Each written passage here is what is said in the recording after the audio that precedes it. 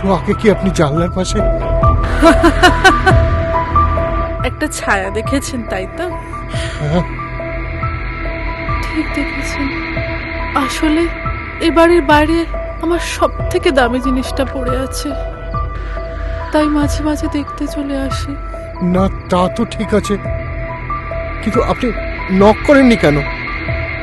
আসলে এই বাড়িটা অনেকদিন ধরে ফাঁকা ছিল তো, অনেক বছর এখানে কেউ আসেনি। ঠিক আমার ডায়েরির শেষের পাতাগুলোর মতো।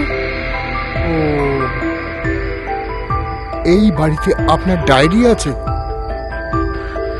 বাইরে আবার দামি জিনিস। আচ্ছা, আপনি ঠিক কি বলতে চাইছেন বলুন তো? আছে তো, এখানে অনেক কিছু আছে আমার।